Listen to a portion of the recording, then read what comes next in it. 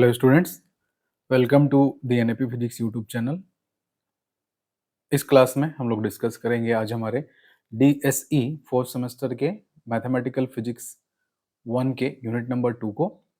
उस particular unit के important topic को लेते हुए आज हम कर्विलिनियर कोऑर्डिनेट सिस्टम में कैसे ग्रेडियंट को डिफाइन करते हैं, कैसे डाइवर्जेंस को डिफाइन करते हैं और कैसे कर्ल को डिफाइन करते हैं, मेनली इसके बारे में बात करेंगे। एक ऑपरेटर लाप्लासियन भी होता है, वो भी है, लेकिन मेन इंपॉर्टेंट आपका ग्रेडियंट, डाइवर्जेंस और कर्ल है। पिछले क्लास में हम लोगों ने कर्विलिनियर कोऑर्डिनेट सिस्टम होता क्या है, उसके कोर को अच्छे से समझा था, उसके बेसिक आइडियाज को अच्छे से जाना था, किस तरह के नोटेशंस में हम उसको यूज करते हैं, किस तरह के फैक्टर के अकॉर्डिंग वो अपनी स्थिति को चेंज करता है, क्या उसमें स्केल फैक्टर होते हैं, उसे हमने कैलकुलेट किया था, उसे निकाला था, जिसको लैमे फैक्टर भी कहा जाता है, जो H1, H2 और H3 के फॉर्म में होता है।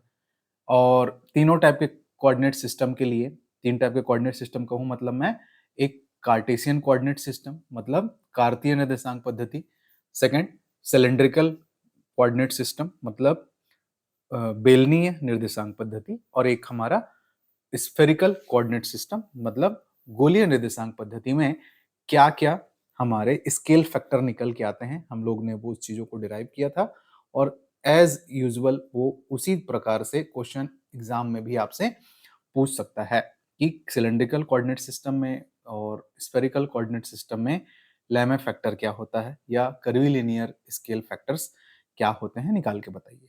तो वो सारी चीजें हम लोगों ने पिछले क्लास में देखी थी और कुछ चीजें हमने जानी थी कि लाइन एलिमेंट कैसे होता है, सरफेस एलिमेंट कैसे डिनोट किया जाता है और वॉल्यूम एलिमेंट को कैसे इस तरह के कोऑर्डिनेट सिस्टम में डिफाइन किया जाता है, जो कि एक्चुअल कोऑर्डिनेट सिस्टम है फिजिक्स के किसी भी टाइप के फेनोमेना को पढ़ने के लिए।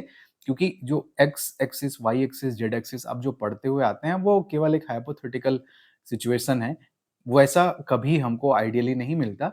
मूव करने वाले जितने फिजिकल फेनोमेना हैं, टाइम वेयरिंग अर्थात टाइम पे निर्भर निर्भर रहने वाले, समय के अनुसार अपनी स्थिति, अपने बिहेवियर, अपने स्वरूप को बदलने वाली चीज़ों के स्टडी के लिए हम उस तरह के स्टेबल कोऑर्डिनेट सिस्टम का से हम लोग उसकी स्टडी नहीं कर सकते, बल्कि उसके लिए हम लोग कर्विलिनियर कोऑर्डिनेट सिस्टम का यूज करते हैं, वक्रीय निर्देशांक पद्धति का उपयोग करते हैं।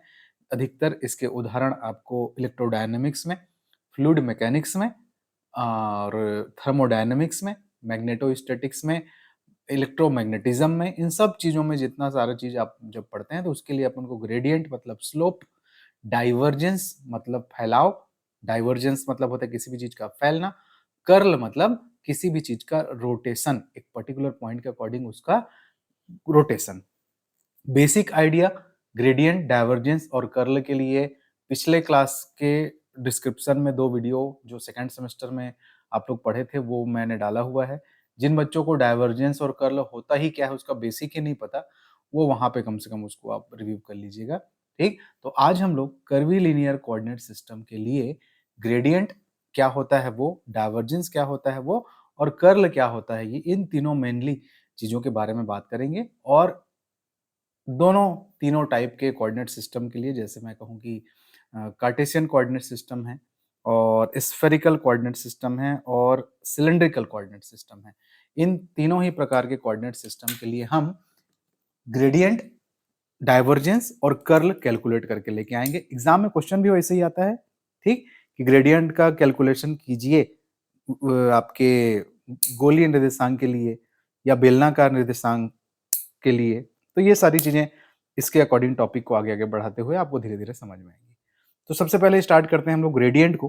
तो ग्रेडियंट का सिंपल मीनिंग अगर मैं कहूँ एक लाइन में, तो ग्रेडियंट कहने का तात्पर्य है स्लोप, किसी भी चीज का ढाल पता लगाना। ठीक, ठीक है, ग्रेडियंट का तात्पर्य होता है एक स्लोप बताना, और ग्रेडियंट को एक पर्टिकुलर डेल फंक्शन से हम लोग डिनोट करते हैं, डेल ऑपरेटर से, जहां पे डेल ऑपरेटर का मतलब होता है डिफरेंस। जैसे डेल वेक्टर का मतलब होता है, अगर मैं कार्टेशियन कोऑर्डिनेट सिस्टम की बात करूं तो del upon del x i plus del upon del y j और plus del upon del z k. मतलब ये जब भी डेल अपॉन डेल एक्स आ रहा है फंक्शन, ये चीजें आ रही हैं, उसका मतलब है कि वो पर्टिकुलर जो भी इंडिकेटर वेक्टर वाले जो पोर्शन है या जो जो सेक्शन में उस पर्टिकुलर फंक्शन का डिस्ट्रीब्यूशन हुआ है उस एरिया में उसके स्लोप को बताता है, सिंपल फॉर्म में, है ना। तो स्लोप निकालना है, समझ लो अपन को उस तरह से करके। तो कैसे सॉल्व करेंगे? ग्रेडियंट कहने का मतलब कि हम यहाँ पे स्टार्ट करेंगे, हमें किसी एक पर्टिकुलर फंक्शन के लिए डेल फाई डिफाइन करना है। डेल अभी फंक्शन पे इसको अप्लाई करेंगे, ये तो ऑपरेटर है, ये ऑपरेटर नोटेशन है। तो भाई एग्जैक्ट फॉर्म में यदि किसी में फंक्शन को डिफाइन करूं एग्जैक्ट डिफरेंशियल के फॉर्म में, u1 u2 u3 ये क्या है, ये पिछले क्लास में आप अच्छे से समझ गए होंगे, तो नोटेशंस में आपको डाउट नहीं होना चाहिए। डायरेक्ट जो बच्चे इस वीडियो पे आए हैं वो प्लीज इससे पहले का वीडियो इस यूनिट 2 का जरूर देखें। H1 H2 H3 क्या है, इसके बारे में भी हमने पिछले क्लास में बात की थी। E1 cap, E2 cap, E3 cap, ये जो इस पर्टिकुलर कोऑर्डिनेट सिस्टम में उसके डिस्ट्रीब्यूशन वेक्टर होते हैं वो होता है, उसके बारे में हमने जाना था। तो ये सारी चीजें बेसिक है भाई। तो एग्जैक्ट के फॉर्म में किसी फंक्शन को यदि मैं तीनों टाइप के कोऑर्डिनेट सिस्टम के डिस्ट्रीब्यूशन के अकॉर्डिंग लिखूं एग्जैक्ट डिफरेंशियल के फॉर्म में, तो D phi is equal to मैं लिख सकता हूं del phi upon del u1 du1, del phi upon del u2 du2, del phi upon del u3 du3। ये एग्जैक्ट डिफरेंशियल लिखने का एक तरीका है, थर्मोडायनेमिक्स में हम लोग जो ऐसे करते हैं या और कोई एंट्रोपी की कंडीशन में करते हैं, बहुत सारी चीजें। और हम लोग जानते हैं कि जो डिस्टेंस एलिमेंट होता है पर्टिकुलर कर्वीलिनियर कोऑर्डिनेट सिस्टम में, जो डिस्टेंस एलिमेंट होता है उसको इस तरह से डिफाइन करते हैं हम लोग डी आर से, इस पर्टिकुलर चीज से। ये भी मैंने पिछले क्लास में ड्राइव करके हम ला चुके हैं ये चीज ना, कि D R is equal to how much H1 E1 cap DU1 plus H2 E2 cap DU2 plus H3 E3 cap DU3। ठीक, यहाँ पर H1 H2 H3 भी कुछ वैल्यू होता है, आगे मैं लिखूंगा उसको दिखाऊंगा आपको। E1 जो E2 E3 इन सब की भी एक नोटेशन वैल्यू है, वो भी अपन देखेंगे। तो भाई अब डी फाई कहने का तात्पर्य है, डी फाई कहने का मतलब है कि grad phi into D R. D phi का डिफिनेशन चूंकि ऐसा होता है कि D phi is equal to gradient of phi into D R, ये इस तरह से अगर इसको डिफाइन करते हैं अपन। ठीक, तो सिंपल कहने का तात्पर्य है कि यदि मैं ग्रेड फाई को ऐसे डिफाइन करूं, F1 E1 F2 E2 F3 E3, मतलब वो डिफरेंशियल ऑपरेटर होता जरूर है, जैसे यहाँ पे मैं लिखा हूँ ये वाला, तो del upon del x i plus del upon del y j plus del upon del z k. But यहाँ पे चीजें फिक्स है ना, यहाँ पे एक्स डायरेक्शन वाई डायरेक्शन और जेड डायरेक्शन में आप जाते हुए आपको पता रहता है। बट यहाँ पे हमारा जो वेरिएशन होगा वो जो जो उसके कंपोनेंट्स हैं U1 U2 U3 उसको कांस्टेंट मानने के ऊपर निर्भर करता है। तो यहाँ पे अगर मैं ग्रेड फाई को F1 E1 plus F2 E2 plus F3 E3 के तहत परिभाषित करूं ऐसा, तो D phi is equal to grad phi dot D R जो होता है उसको लिखने का तात्पर्य में इसके मान को अगर मैं रखूं कि del phi is equal to जगह ये रखूं मैं F1 E1 plus F2 E2 plus F3 E3, और साथ ही साथ डी आर जो डिस्टेंस एलिमेंट है वो मेरे को पता है तो ऐसे रख दिया ये चीज इस पर्टिकुलर एक्सप्रेशन को यहाँ पर। और दोनों का आप डॉट प्रोडक्ट लोगे, दोनों का डॉट प्रोडक्ट लोगे तो ये E1 जैसे आई जे के होता है ना, वैसे E1 E2 E3 है। तो जब आप इसका डॉट प्रोडक्ट लोगे तो फर्स्ट एलिमेंट का इसके साथ होगा dot product E1 dot E1 1 ये वाला, उसके बाद इसका जब इसके साथ होगा तो जीरो हो जाएगा, इसका इसके साथ होगा तो जीरो हो जाएगा। मतलब जैसे डॉट प्रोडक्ट करते हैं उसी तरीके की चीजें आएंगी। मतलब F1 H1 DU1, तो F1 H1 DU1, F2 H2 DU2, F3 H3 DU3। और अगर मैं इसको समेशन फॉर्म में लिखूं डी फाई को, तो वो मैं लिख सकता हूं कि समेशन HI FI DUI, मतलब 1 2 3 कितना भी करते करते हम इसमें बहुत सारे पद बढ़ा सकते हैं, इसीलिए ये इंपॉर्टेंट है। इसीलिए इंपॉर्टेंट है कहने का मतलब है कि यहाँ पर सिर्फ 3 दिशा में नहीं जा रहे हो आप, या 3 पद ही नहीं मिल रहे हैं आपको, कंटिन्यूअसली चेंज होते हुए वेरिएशन के अकॉर्डिंग चेंज होने वाले फील्ड में बहुत सारे पॉइंट्स इस तरह से मिल सकते हैं कंपोनेंट वेक्टर के अकॉर्डिंग। तो यहाँ पे समेशन फॉर्म में हम उस चीज को ऐसा लिख सकते हैं आई के फॉर्म में। अब कुछ बेसिक फॉर्मूला यहां से कंपेयर जब आप करेंगे तो आपको पता है ये कि del phi upon del U1 कहने का मतलब है ई आई डायरेक्शन में, अच्छा आई आई के फॉर्म में, तो ई आई डायरेक्शन में उसके स्केल फैक्टर के मल्टीपल के अकॉर्डिंग जो चीज आप निकाल के लेके आते हैं वो del phi upon del U कहलाती है। मतलब इस पर्टिकुलर क्वेश्चन में मेरे यहाँ पर ये जो आया है मेरा HI FI ये वाला फंक्शन, DUI तो अपनी जगह पर है, तो HI FI इस पर्टिकुलर एक्सप्रेशन में आया है। यहाँ पर एक फॉर्मूला हम लोग जो जानते हैं, ठीक, कंपेयर करने के लिए, कि ये देखिए summation del phi upon del you i d u i, मतलब एच आई एफ आई की जगह आपने क्या लिखा है, del phi upon del you i, ऐसा। तो अगर आप इसको कंपेयर करेंगे, ये यहाँ से इसकी वैल्यू निकालेंगे, जो कि हम लोग ये जानते हैं, पिछले क्लास में इसको डिराइव करके लेके आए थे अपन, कि del phi upon del you i is equal to h i E i होता है। आप पिछला क्लास में देखेंगे तो वो नोटेशन आपको मिलेगा। तो फाइनली जब इसको आप कंपेयर आउट करते हो तो यहाँ पे क्या लिखा हुआ था, एच आई एफ आई। तो h I F i is equal to क्या मिलेगा फिर आपको, 1/h आई, डिवाइड कर दोगे आप इसको। ये देखिए, आप बोल रहे हैं कि आपको वैल्यू पता है कि del phi upon del you I this much, और एच आई एफ आई की वैल्यू इतना है, ये वाली, ठीक, ई आई के साथ में यहाँ पर ये वाला। तो फाइनली एफ आई की वैल्यू जब आप निकालोगे, अगर कंपेयर कंपेयर कर रहा हूँ ना, यहाँ पे कुछ नहीं रख रहा हूँ, यहाँ पे कुछ नहीं रख रहे हैं, केवल कंपेयर कर रहे हैं। तो कंपेयर अगर आप करेंगे तो यहाँ पर एफ आई की value 1/h i del phi upon del you i आएगा, कंपेयरिंग से। ओके, तो जनरलाइज फॉर्म में आप इसको अगर ऐसा लिख सकते हैं, इस पर्टिकुलर एक्सप्रेशन को समेशन फॉर्म में जब लिखेंगे, एक्सपैंड करते हुए फॉर्म में, तो उसको कंपेयर करेंगे तो एफ आई की जगह आपको दिखेगा 1/h i del phi upon del you I.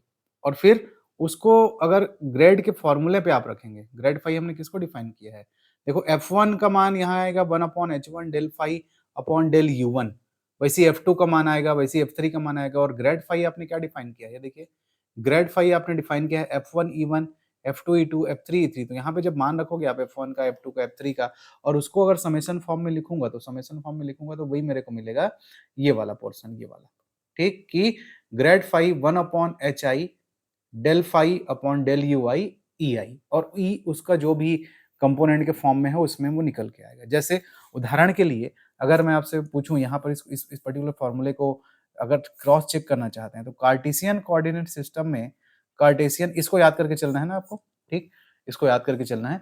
Cartesian coordinate system में स्केल फैक्टर कितना होता है जी, h1 का मान भी 1 होता है, h2 का मान भी 1 होता है, और h3 का मान भी 1 होता है, ऐसे। तो उसके लिए ग्रेडियंट आप निकालेंगे तो कैसे चलेगा, ये वाला देखिए, ये वाला कैसे निकलेगा आपका 1/h1, तो h1 डेल फाई बटे पहला चेंज ऑपरेटर क्या होता है कार्टेशियन कोऑर्डिनेट सिस्टम में, डेल एक्स, और ई आई के जगह वहां पर हम लोग लेते हैं i, plus 1/h2 del phi upon del y, वहां पे हम लोग लेते हैं जे, और प्लस 1/h3 डेल फाई बटे डेल जेड, वहां पे हम लोग लेते हैं के। और फाइनली h1 h2 h3 तीनों का मान कार्टेशियन कोऑर्डिनेट सिस्टम में क्या आता है, 1 आता है। तो फाइनली आपको क्या मिलेगा, डेल फाई बटे del x i plus del phi बटे डेल वाई जे, और प्लस डेल फाई बटे डेल जेड के। तो यही तो ग्रेड होता है कार्टेशियन कोऑर्डिनेट सिस्टम में, आप जो समझते हैं ये वाला, ठीक। तो ये जनरल फॉर्मूला है, तो कार्टेशियन कोऑर्डिनेट सिस्टम के लिए मैच खा रहा है ना, अभी तक आप पहले क्लासेस में जो पढ़ के आए होंगे वहां तक। अब आपसे परीक्षा में क्वेश्चन पूछ सकता है कि ग्रेडियंट निकालिए कर्वीलिनियर कोऑर्डिनेट सिस्टम के अकॉर्डिंग, किसके लिए, सिलिंड्रिकल कोऑर्डिनेट सिस्टम के लिए। तो सिलिंड्रिकल कोऑर्डिनेट सिस्टम के लिए सबसे इंपॉर्टेंट है, आपको क्या पता रहना चाहिए, उसके स्केल फैक्टर कितने होते हैं। तो सिलिंड्रिकल कोऑर्डिनेट सिस्टम पिछले क्लास में हम लोग ये चीज जाने हैं कि स्केल फैक्टर h1 बराबर 1 होता है, h2 बराबर r निकल के आता है, और h3 बराबर 1 आता है। ये याद करके भी चलना है आपको, पिछले क्लास में मैंने आपको बताया था कि इसको याद करके चलना है। तो फिर यहाँ पे फॉर्मूला कैसे बनेगा, फॉर्मूला कैसे बनेगा जी, 1/h1, इसके अकॉर्डिंग ना, इस पर्टिकुलर थिंग के अकॉर्डिंग क्या फॉर्मूला बनेगा, 1/h1 पहला डेल फाई बटे पहला एलिमेंट क्या होता है, डेल आर होता है उसमें, ठीक। और आर से रिलेटेड जो डिस्ट्रीब्यूशन वेक्टर है उसको ई आर कैप से डिनोट करेंगे, प्लस अगला क्या होता है 1/h2, और सिलेंड्रिकल कोऑर्डिनेट सिस्टम में अगला एलिमेंट क्या होता है, डेल फाई बटे अगला एलिमेंट डेल थीटा होता है, ठीक। आर थीटा और जेड होता है ना, याद रखेंगे सिलेंड्रिकल कोऑर्डिनेट सिस्टम में। और ये क्या हो जाएगा जी, ई थीटा का कैप, और प्लस 1/h3 डेल फाई बटे डेल जेड, ई जेड का कैप। तो ई जेड का कैप कहने का क्या मतलब है, ई जेड का कैपिंग नहीं होगा यहाँ पे, क्योंकि जेड कोऑर्डिनेट के लिए हम लोग क्या लिखते हैं, सिर्फ सिंपल फॉर्म में जेड का जेडी को हो रहा है, यहाँ पे अलग अलग था इसलिए उस नोटेशन पे लिखे हैं। तो फाइनली आपका, और यहाँ पर h1 की वैल्यू 1 है तो ये 1 हो जाएगी, h2 की वैल्यू r है तो ये r हो जाएगा, और h3 की वैल्यू कितनी है, 1 है जी, तो यहाँ पे 1 हो जाएगा। क्योंकि आपके सिलिंड्रिकल कोऑर्डिनेट सिस्टम में ये डॉट प्रोडक्ट होने के बाद की बात है ना यहाँ पर कोऑर्डिनेट सिस्टम के अकॉर्डिंग।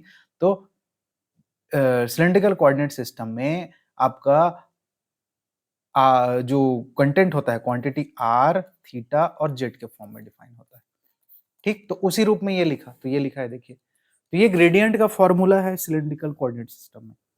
इसी फॉर्मूले को स्फेरिकल कोऑर्डिनेट सिस्टम के लिए बनाएंगे तो कैसे करेंगे? तो उसके लिए आपको सबसे मेन पता होना चाहिए कि स्फेरिकल कोऑर्डिनेट सिस्टम में स्केल फैक्टर, लामे फैक्टर कितना कितना होता है। तो h बराबर 1, h2 बराबर r आता है, h3 बराबर r sin थीटा आता है। ये भी पिछले क्लास में हम लोग डिराइव करके लेके आए हैं। तो बस अब आप इसको यहाँ पे पुट कर दीजिए और समेशन के फॉर्म में लिख दीजिए इसको। ये आई फॉर्म है ना, आई फॉर्म है ये, ठीक। तो 1 2 3 करके जो भी जाएगा। तो देखिए del five upon del R, 1 upon h1 रहेगा, h1 की जगह 1 हो गया। और कौन सा कोऑर्डिनेट सिस्टम है? आर सा है, आर का है तो E R cap plus 1 upon R, क्योंकि ये आर है h2। अगला एलिमेंट कौन सा है? Del five upon del theta होता है, तो ई थीटा कैप। और अगला 1 अपॉन h3 होता है, तो 1 अपॉन h3 मतलब h3 is equal to h3 का मान कितना है? देखिए h3 का मान r sin थीटा, तो 1 upon r sin theta del phi बटे डेल फाई। तो ये जो नीचे डेल फाई हो रहा है वो एंगल वाला फाई है, और ये जो ऊपर यहाँ पे फाई का यूज किए हैं वो जो स्केलर फंक्शन यहाँ पे आप यूज कर रहे हैं वो है, और एक एंगल का फाई है। तो कंफ्यूज मत होना, ये दोनों फाई फाई पे, ठीक। और उसके लिए फिर क्या हो जाएगा? ई फाई कैप, ई फाई कैप। तो ये आपने लिख दिया, तो ये आपको याद रहेगा, तो आप आसानी से परीक्षा में ग्रेडियंट सिलिंड्रिकल कोऑर्डिनेट सिस्टम में, कर्वीलिनियर सिस्टम के अकॉर्डिंग और स्फेरिकल कोऑर्डिनेट सिस्टम में आसानी से इस चीज को बता सकते हैं। तो ये फॉर्मूला यहाँ तक सिंपल तरीके से आपको लेके आना है। पिछले क्लास की कुछ डेटा की यहाँ पे जरूरत पड़ी है, उसी को ध्यान में रख के आपको चलना है, उसी के अकॉर्डिंग चीजें यहाँ पे आई हैं। ये वैल्यू यहाँ पे पुट करके इसको यहाँ पर लेके कंपेयर किए हैं कि भाई f1 को क्या लिखोगे आप डिफरेंशियल फॉर्म में, या स्लोप को क्या लिखोगे। तो slope is 1 upon H I del five upon del you i. और सिंपल भाषा में आपसे कहूं मैं, तो ग्रेड कहने का मतलब है किसी चीज का स्लोप निकालना, और किसी चीज का स्लोप निकालना मतलब अगर मैं कहूं कि y इज इक्वल टू, ठीक है, अगर मैं कहूं कि y इज इक्वल टू, आप जैसे जानते हैं जी y is equal to F X होता है, और मैं बोलूँ उसका स्लोप निकालिए, तो dy बाई डी एक्स करते हो आप, है ना, dy by D X del by del X. तो क्या होता है, जो भी D by D X F X दिया है उसको निकालते हो, जो भी फंक्शन दिया है। तो यहाँ पे कर्वीलिनियर कोऑर्डिनेट सिस्टम में कोई भी फंक्शन किसके अकॉर्डिंग चेंज होता है जी? स्केल फैक्टर के अकॉर्डिंग। तो 1 अपॉन एच आई, अब वो h 1 2 3 के अकॉर्डिंग उसके स्लोप में वो मल्टीप्लाई होगा, तो scale factor is very important. तो उसके अकॉर्डिंग फिर स्लोप का फॉर्मूला बना है। तो फिर अपन ग्रेड 5 को ऐसे लिखते हैं कि भाई 1 अपॉन एच आई और जो भी स्लोप है, और डिपेंड जो भी उसका डिस्ट्रीब्यूशन वेक्टर है, ठीक है। तो ये आपका फॉर्मूला निकल के आया किसके लिए? ग्रेडियंट के लिए। ग्रेडियंट का जो फॉर्मूला निकल के आया उसके थ्रू हम लोगों ने स्फेरिकल और सिलेंड्रिकल सिस्टम के लिए इसको डिराइव किया, ठीक। पेपर में भी इसी तरीके से नाम से पूछ सकता है, रिमाइंड रखिएगा। चलिए अगले चीज पे मैं मूव करता हूँ, डाइवर्जेंस पे। तो डाइवर्जेंस क्या चीज होता है जी? मैथमेटिकल पोर्शन के अकॉर्डिंग अगर डाइवर्जेंस को कहा जाए तो वो होता है जो अभी आपने ग्रेड ऑपरेटर पढ़ा, डेल ऑपरेटर, उस डेल ऑपरेटर का किसी वेक्टर फंक्शन के साथ डॉट प्रोडक्ट, या फिर जो नेट आउटवर्ड फ्लक्स होता है पर यूनिट वॉल्यूम। कोई ऑब्जेक्ट यदि रखा है, कोई चीज यदि यहाँ पे रखी हुई है, जैसे यूरेनियम वगैरह का टुकड़ा है, तो उससे रेडिएशन निकलेगा, चारों ओर रेडिएशन निकलेगा, तो चारों ओर जो रेडिएशन का फैलाव होगा, ठीक, वो डाइवर्जेंस है। डाइवर्जेंस का मतलब होता है फैलना। जैसे सूर्य की किरणें क्या होती हैं जी? डाइवर्ज होती हैं, फैलती हैं। तो भाई उसका कुछ ना कुछ वॉल्यूम है, और कुछ ना कुछ वॉल्यूम है तो उसके चारों ओर चीजों का फैलाव हो रहा है। तो हमें डाइवर्जेंस को कैसे निकालेंगे? कि वॉल्यूम टेंस टू जीरो होने तक, वॉल्यूम टेंस टू जीरो होने तक कहने का मतलब है कि मान लो आपने अगरबत्ती जलाया हुआ है, तो उसका जो खुशबू है, जो अदृश्य वाला, धुएं की बात नहीं कर रहा हूँ, जो उसकी खुशबू है, फ्रेगनेंस है, वो पूरे एरिया में चारों ओर फैलेगी, चारों ओर फैलेगी, चारों ओर फैलेगी। कब तक फैलेगी? जब तक अगरबत्ती का वॉल्यूम जो है क्या ना हो जाए? जीरो ना हो जाए। तो del V is equal to zero, sorry tends to zero, zero की ओर जाता है। तो जो नेट आउटवर्ड फ्लक्स होता है उसको टोटल वॉल्यूम चेंज से डिवाइड कर देते हैं, तो वो हमारा क्या कहलाता है? डाइवर्जेंस कहलाता है, डेफिनेशन के अकॉर्डिंग, ठीक है। अब इसको मैथमेटिकली अपन कैसे इसको प्रूव करेंगे कि, और मैथमेटिकली इसको और क्या चीज कहा जाता है कि ये अपने आप में स्केलर प्रोडक्ट है डेल ऑपरेटर का किसी वेक्टर फंक्शन के साथ, किसी फील्ड फंक्शन के साथ, वेक्टर फंक्शन के साथ, ठीक। तो ग्रेड ऑपरेटर का काम यहाँ पे अपन को करना है। तो चूंकि अभी अभी हम लोग निकाले हैं, ग्रेडियंट का फॉर्मूला ये होता है कि del phi I is equal to 1 upon H I del phi upon del you I E I cap. यहाँ पे आई कहने का मतलब है वो 1 2 3 का समेशन नहीं है, कितने वैरायटी की चीजें, हाँ 1 2 3 है, लेकिन वो डिपेंड करेगा कि जैसे स्फेरिकल कोऑर्डिनेट सिस्टम में आर थीटा फाई आता है, सिलिंड्रिकल कोऑर्डिनेट सिस्टम में आर थीटा और जेड आता है, तो उसके अकॉर्डिंग ई आई अपने सफिक्स को लेगा। ठीक, तो अगर अब इसी फॉर्मूले से इस चीज को अपन सॉल्व करना स्टार्ट करते हैं ना, एक पर्टिकुलर क्वांटिटी को लेकर सॉल्व करेंगे। हमारा पर्पस है इस पर्टिकुलर फॉर्मूले को प्राप्त करना कि कितना फ्लक्स आउटवर्ड हो रहा है, उसको टोटल वॉल्यूम चेंज से डिवाइड करना। ठीक, तो वॉल्यूम एलिमेंट का भी उपयोग यहाँ पे करेंगे, बड़े ध्यान से समझिएगा। तो यदि इस ग्रेडियंट के फॉर्मूले में मैं फाई के जगह u1 रख दूं, फाई के जगह क्या रख दूं जी, u1, तो del u1 is equal to 1 upon h1 del u1 बटे डेल u1। ठीक, क्योंकि फाई की जगह हमने u1 रखा है और e1 आएगा, तो u1 del u1 cancel out हो गया, आपको क्या मिला, e1 कैप बटे h1। और फाइनली यहां से अगर e1 की वैल्यू मैं निकालूं तो e1 की वैल्यू h1 डेल u1 मिलेगा। ठीक, सिमिलरली मैं e2 की वैल्यू निकालूंगा तो h2 डेल u2 मिलेगा, और e3 की वैल्यू निकालूंगा तो h3 डेल u3 मिलेगा। ठीक, तो ये तीनों चीज आपने निकाल लिया। अब मैं एक एक्सप्रेस इस पर्टिकुलर थिंग को यहाँ पे सॉल्व करना चाहता हूँ। हम यहाँ पे क्या कर रहे हैं कि E1 डायरेक्शन में हमारे पास 3 वेक्टर कंपोनेंट है कर्विलिनियर कोऑर्डिनेट सिस्टम के लिए, E1 cap, E2 cap, E3 cap. तो पर्टिकुलर एक फर्स्ट E1 जो वेक्टर कंपोनेंट है उसके वैल्यू को निकाल रहे हैं, यहाँ पर फाइंड कर रहे हैं। तो शुरू तो ये चीजों को डिफाइन किया आपने कि E1, E2 और E3 को। फिर हम अगर इस चीज का क्रॉस निकालें, क्रॉस प्रोडक्ट निकालें कि del U2 cross del U3, del U2 cross del U3, तो आपको पता है कि फॉर्मूला क्या लिखेंगे जी यहाँ पर, डेल U2 का मान क्या निकाले हैं आप, डेल U2 का मान ये देखिए E2 बटे H2, और डेल U3 का मान आपने क्या निकाला है, E3 बटे H3। तो भाई 1 अपॉन H2 और H3 तो यहाँ आ जाएगा, और यहाँ का E2 क्रॉस E3 आएगा।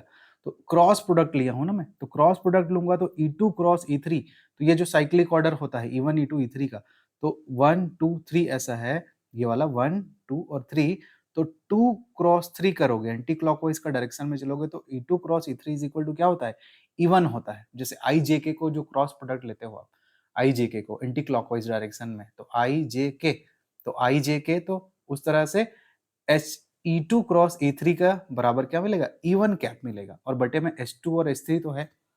तो यहां से E1 कैप की अगर मैं वैल्यू निकालूं, E1 कैप की वैल्यू अगर मैं निकालूं तो वो क्या मिलेगी जी मेरे को, H2 dot H3 del U2 cross del U3। ये प्राप्त किया अपन किसको, पहले वेक्टर को, पहले कोऑर्डिनेट वेक्टर को यहाँ पर हम लोगों ने डिफाइन किया, प्राप्त किया स्केल फैक्टर्स के टर्म पे। तो कितना निकल के आया है, H2 H3 del U cross del U2 cross del U3। ठीक, तो अब डाइवर्जेंस कहने का क्या तात्पर्य है, now divergence is scalar product of the operator del, कि इस ऑपरेटर डेल का क्या कर लें अपन, स्केलर प्रोडक्ट ले लें। तो स्केलर प्रोडक्ट अपन किसके साथ ले लेंगे, एक वेक्टर फंक्शन के साथ। तो कोई एक वेक्टर फंक्शन a1 पहला है, इसलिए उसका डॉट प्रोडक्ट ले रहे हैं किसके साथ, डेल ऑपरेटर के साथ, और पहला वेक्टर फंक्शन ले रहे हैं फर्स्ट डायरेक्शन में, तो पहला E1 कंपोनेंट जुड़ जाएगा जी, E1 कंपोनेंट गुना होगा उसका। तो ये हमने डिफाइन किया। तो अब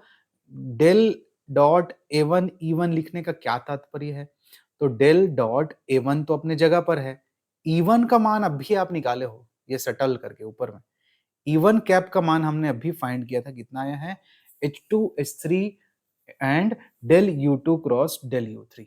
ठीक, ये निकाल के लेके आए। तो यहीं पे रखने के लिए, उस इवन कंपोनेंट की वैल्यू को रखने के लिए यहाँ पे इतना सेटअप हमने किया है। ठीक, तो इस चीज को मान अभी आपने निकाला, तो इस पर्टिकुलर एक्सप्रेशन में जो डाइवर्जेंस आप निकालने वाले हैं उसमें जब रख देंगे तो डेल, फिर A1 तो था ही, वो वेक्टर फंक्शन आपने लिया हुआ है, H2 H3 del U2 cross del U3, ये लिख दिया आपने, क्योंकि इसका मान इतना होता है। अब यहाँ पर क्या करेंगे आप, दो फलनों का गुणनफल लगेगा अवकलन में, ये डेल अवकलन का ऑपरेटर है, और यहाँ पे आपके पास दो फलन हैं। वो दो फलन कौन कौन से हैं जी, एक तो पूरा पूरा ये है, और एक पूरा पूरा ये कॉम्बिनेशन है।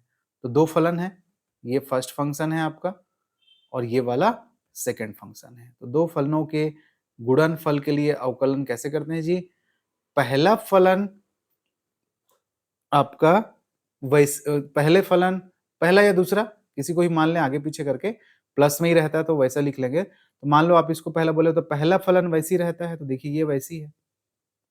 दूसरे का अवकलन होता है तो डेल ऑपरेटर ऑफ सेकंड, ये हो गया, दूसरे का अवकलन हो गया। प्लस आपका जो आपका दूसरा फलन वैसी रहता है, ये देखिए, del U2 cross del U3 वैसे ही है। पहले का अवकलन होता है तो A1 H2 H3 के साथ क्या लग गया, डेल ऑपरेटर लग गया। ये केवल आगे पीछे लिखने का सेटअप है, क्योंकि आगे यहाँ पर आपको समझ में आएगा वो चीज ऐसे करके। तो del dot del cross del, del dot del cross del ये जीरो होता है, vector triple product dot product की प्रॉपर्टी। तो ये वाला टर्म पूरा जीरो हो जाएगा इसकी वजह से, यहाँ की वजह से। यहाँ की वजह से ये वाला टर्म जीरो बच गया, केवल ये वाला टर्म बचेगा आपके पास, जो कि लिखा है del A1 H2 H3 bracket में del U2 cross del U3। अब चूंकि हमारे पास कुछ क्वांटिटीज है यहाँ पर, देखिए जो पद बचा है उसमें क्या क्या चीज मिलेगा आपको। तो आप जानते हैं कि ये जो del U2 cross del U3 है, उसका मान है E1 कैप बटे H2 H3। तो इतने के जगह वो रखेंगे, क्या, E1 कैप बटे H2 H3 ये रखा जाएगा।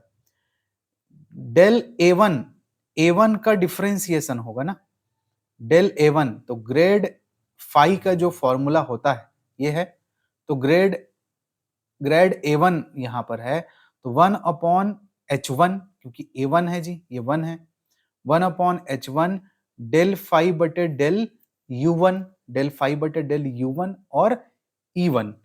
तो क्या मिलेगा यहाँ पर देखिए, इसके जगह आपने क्या लिखा है, इसके जगह E1 बटे H2 H3, तो E1 बटे H2 H3, तो ये H2 H3 आ गया।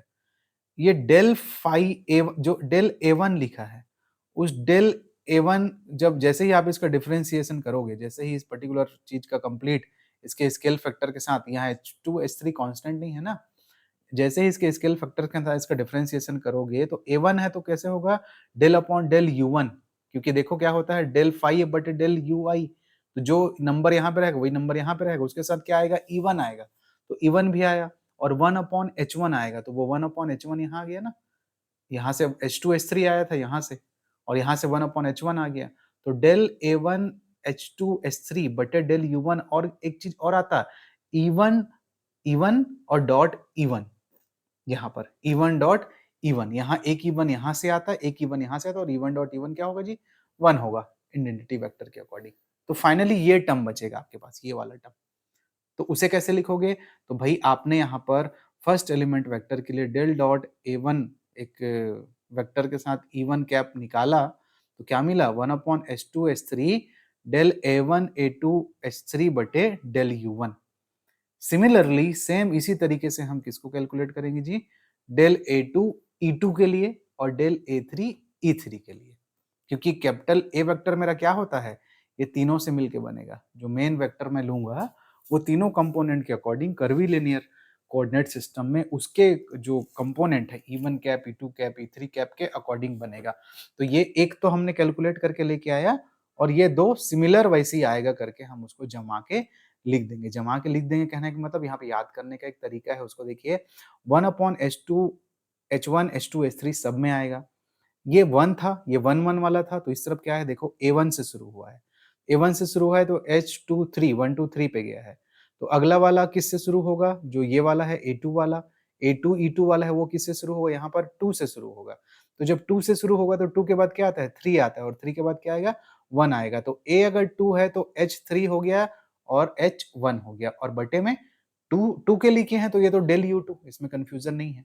सिमिलरली अगर ये A3 E3 है, A3 E3 है तो कैसे, 1/H2 H1 H3 तो रहेगा ही रहेगा।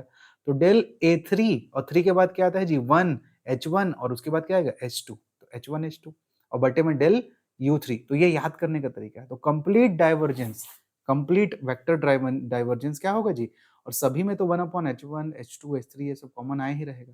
तो फिर जब उसको आप जैसे सम करके लिख दोगे तीनों को जमा के, तो आप डेल डॉट ए वेक्टर या फिर divergence of A vector in the curvy linear coordinate system में आपने उसको डिफाइन कर दिया। तो ये आपने जो निकाल के लेके आया, ये बड़े डिब्बे में जिसको अपन लिखे हैं, ये हमारा क्या का फॉर्मूला है जी, डाइवर्जेंस का फॉर्मूला है। ठीक, किसके कंडीशन में? हमारे कर्वी लीनियर कोऑर्डिनेट सिस्टम के कंडीशन में। तो परीक्षा में क्वेश्चन कैसे आता है? कर्वी लीनियर कोऑर्डिनेट सिस्टम के लिए डायवर्जेंस डिफाइन करिए और आगे जाके उसको उसमें स्पेशल कोई कोऑर्डिनेट सिस्टम आपसे पूछ देगा। क्या पूछेगा? कि सिलिंड्रिकल कोऑर्डिनेट सिस्टम के लिए निकालो या फिर स्फेरिकल कोऑर्डिनेट सिस्टम निकालो। तो बस उसमें आपको H1 H2 H3 सब पता रहना चाहिए। तो बस इसको लिख देंगे अपन। चलिए आगे क्वेश्चन पेपर में अगर ऐसा आता है कि अब हमें डायवर्जेंस लिखना है, किसके लिए? सिलिंड्रिकल कोऑर्डिनेट सिस्टम के लिए। तो सिलिंड्रिकल कोऑर्डिनेट सिस्टम के लिए मैं जानता हूँ H1 1, H2 R और H3 क्या होता है? 1 होता है। ये स्केल फैक्टर या फिर लामे फैक्टर है। तो कैसे बन जाएगा फॉर्मूला आपका? जरा देखिए जरा। 1 अपॉन, यहाँ पर मेन फॉर्मूला में देखिए 1 अपॉन H1 H2 H3 की जगह क्या लिखेंगे? 1 अपॉन 1 इंटू R इंटू 1, क्योंकि H1 1 है, H2 R है और H3 1 है। यहाँ पर क्या लिखेंगे? डेल A1 बटे डेल U1। तो डेल U1 क्या होता है? मेरा R होता है। तो डेल R प्लस यहाँ पर डेल A2 H3 और H1 है, तो H3 और H1 दोनों 1 1 होता है। यहाँ पर H2 का मान R है, तो R A1 आया रहेगा बटे डेल R सॉरी, यहाँ पर डेल थीटा आएगा, क्योंकि दूसरा कोऑर्डिनेट क्या होता है सिलिंड्रिकल कोऑर्डिनेट सिस्टम में? थीटा होता है। तो डेल बटे डेल थीटा A2 और प्लस यहाँ पर क्या आएगा जी? डेल बटे डेल जेड आएगा, क्योंकि तीसरा coordinate system cylindrical coordinate system में क्या होता है? तीसरा कंपोनेंट जेड होता है। और यहाँ पे 1 और 2, तो 1 तो H1 तो 1 है, H2 R है, तो R A3 आएगा। ठीक, तो देखते हैं जरा कैसे निकला है क्वेश्चन आपका। ये देखिए 1 upon R del upon R a r बटे del r plus del upon a theta. ठीक, इसको ए आर लिखेंगे, आर का है तो, जब ये थीटा के लिए है तो ए थीटा लिखेंगे और जब ये जेड के लिए है तो ए जेड लिखेंगे, डेल बटे डेल जेड। तो ये स्केल फैक्टर के अकॉर्डिंग। सिमिलरली जब आप इसको स्फेरिकल कोऑर्डिनेट सिस्टम के लिए लिखोगे तो स्फेरिकल कोऑर्डिनेट सिस्टम के लिए हम लोग जानते हैं जी स्केल फैक्टर। ठीक, क्या होता है? H1 is equal to 1, H2 is equal to R और H3 is equal to R sine theta. तो बस उसके अकॉर्डिंग फिर इस पर्टिकुलर आप डाइवर्जेंस के फॉर्मूले को जमा देंगे। ठीक, तो देखिए एक स्टेप में हम लोग जमाए हैं। पहले स्टेप में 1 upon H1 into H2 into H3 होता है, तो 1 into R sine theta del A R, R के रिस्पेक्ट में है तो, और जो आपका 1 था तो 2 3, तो 2 H2 क्या है? R है, और 3 तो क्या है? R sine theta. तो ये रख दिए। नीचे में क्या आएगा? डेल आर आएगा। फिर यहाँ पर भी 1 अपॉन ये सेम चीज आएगा, फिर del A theta R sine theta 1, ये हो गया। फिर वैसे ही जेड के लिए डेल अपॉन डेल फाई। तो स्फेरिकल कोऑर्डिनेट सिस्टम में कंपोनेंट R थीटा और फाई होता है, तो उस तरह से चलेगा कि डेल फाई आएगा, यहाँ डेल थीटा, यहाँ डेल आर, और लास्ट में जब इसको अगले स्टेप में समेट देंगे आप तो ये निकल के आएगा। तो ये एक्सप्रेशन हमारे डाइवर्जेंस के लिए है, स्फेरिकल कोऑर्डिनेट सिस्टम के लिए। ये भी इंपॉर्टेंट है, ये भी आपको ऐसे निकाल के आने देने को पूछ सकता है ना। तो पहले प्रूफ करेंगे कि डाइवर्जेंस का फॉर्मूला क्या निकल के आया है। प्रूफ करने का तरीका यहाँ पे हमने जो डिफाइन किया है उस तरीके से आप चलेंगे। इसको प्रूफ करने के लिए एक E1 को पहले निकाल के लेके आया जाता है, जो इक्वेशन नंबर 1 है, ये इंपॉर्टेंट है। इसके सेटअप के लिए ये सारी चीजें यहाँ पर से शुरू करके चलते हैं। आपको लगेगा कि थोड़ा याद करने जैसा है, लेकिन एक दो बार जब इसको आप बना लोगे तो आपके हैबिट में आ जाएगा और वो चीजें फिर याद होके चलती चली जाएंगी। ठीक, E1 का मान इतना होता है और E1 को इस टर्म में हम ऐसा लिखते हैं, तब जाके फाइनली E1 मिलता है। सिमिलरली वो E2 और E3 भी निकलेगा, उसको डबल लिखने की जरूरत नहीं रहेगी। उसको एक फ्लो का तरीका 1 2 3 कैसे अपना सीक्वेंस बदल रहा है उसके आधार पे आप जमा के ऐसे लिख लेंगे यहाँ पर, तो ये मेन फॉर्मूला बन जाएगा। ठीक है, तो यहाँ तक ये वाला हो गया हमारा डाइवर्जेंस। अब हम लोग देखते हैं हमारे तीसरे चीज को, जिसको हम लोग बोलेंगे जी कर्ल। कि कर्ल क्या होता है? कर्ल का देखो, जैसे डाइवर्जेंस का फिजिकल मीनिंग क्या था? चीजों का फैलना। वैसे कर्ल का फिजिकल मीनिंग क्या है? किसी भी चीज का एक बिंदु के चारों ओर घूमना, घूमना, रोटेशन होना। रोटेशन होना मतलब वृत्तीय गति की बात नहीं कर रहे हैं यहाँ पर, सर्पिल गति की बात कर रहे हैं। सर्पिल गति की बात कर रहे हैं मतलब जैसे कोई सिंक से पानी जाता है, ठीक, या आप आपके किचन का जो सिंक होता है उसमें जो पानी जाता है, या जो टॉर्नेडो वगैरह बनता है गर्मी के मौसमों पे, जो हरिकेन वगैरह आता है, तूफान जो होता है, तो वो जो घूमता है एक सीक्वेंस में, जैसे वॉशिंग मशीन के घूमने का जो तरीका है वो क्या है? एक तरह से रोटेशन है। वर्पुल, वर्पुल मोशन बोलते हैं, उसी के नाम पे कंपनी का भी नाम है वर्पुल करके, है ना।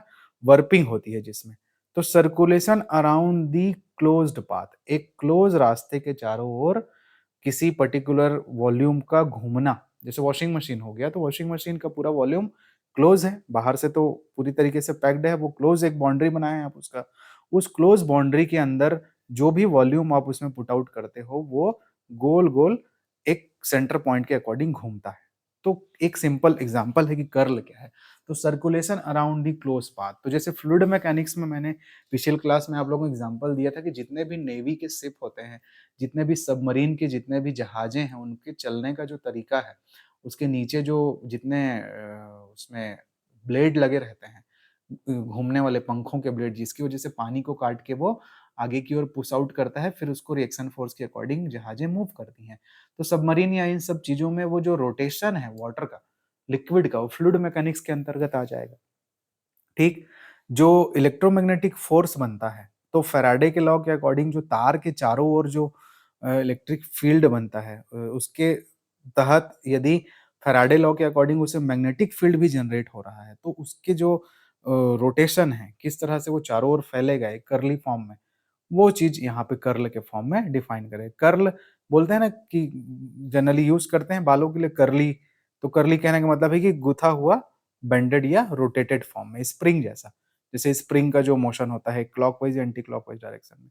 तो बेसिक फॉर्मूला क्या हो जाएगा, और इसको क्या बोलते हैं जी मैथ्स की भाषा में, कि डेल ऑपरेटर का, वो जो ग्रेड हम लोग ग्रेडियंट या ग्रेड बोलते हैं या फिर डेल बोलते हैं, उसका किसी वेक्टर के साथ, किसी वेक्टर फील्ड के साथ क्रॉस प्रोडक्ट ले लीजिए, क्रॉस प्रोडक्ट ले लीजिए या फिर सदिश गुणन ले लीजिए। ठीक, डेल ऑपरेटर का किसी सदिश के साथ क्रॉस प्रोडक्ट लेना ही क्या कहलाता है, कर्ल कहलाता है, जो कि फिजिकली तौर पे उसके रोटेशन को, एक क्लोज पाथ के अराउंड रोटेशन को बताता है। ठीक, तो क्या है उसका formula, limit delta S tends to zero, surface, कोई सरफेस के अकॉर्डिंग एक क्लोज पाथ के अकॉर्डिंग कितना एरिया रोटेट होता है, लाइन इंटीग्रल के फॉर्म में कितना कंप्लीट होता है, उसको यदि आप टोटल उसके एरिया से डिवाइड करते हैं, एरिया चेंज से, तो आपको कर्ल मिलता है। ठीक, ये बेसिक डेफिनेशन है। ठीक है, तो अब इसके लिए भी हम क्या करेंगे, अब चूंकि हम लोग तो कर्वीलिनियर कोऑर्डिनेट सिस्टम पे डील कर रहे हैं, तो कर्वीलिनियर कोऑर्डिनेट सिस्टम में तो हमारे कंपोनेंट E1 E2 E3 ये सब है।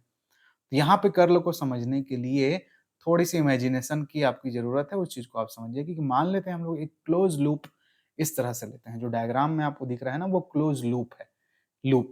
ठीक, इस तरह से, मतलब पी क्यू, ये डॉट चीजें ये जोड़ी हुई चीज नहीं है, मतलब एक चार बिंदु हमने ले लिया है कि पी क्यू आर एस और फिर पी, और इसमें इसके मोशन का या इस पर्टिकुलर चीज का थिंग का वॉल्यूम के घूमने का दिशा एंटी क्लॉकवाइज है।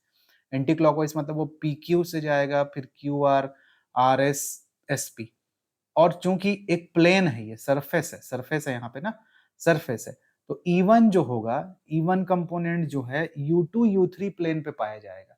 जैसे आपका घर में फैन लगा है, तो फैन के जो ब्लेड हैं वो XY प्लेन पे हैं, और उसका जो शाफ्ट है, जो आपका ऊपर छत में जो बंधा हुआ है, वो Z एक्सिस है।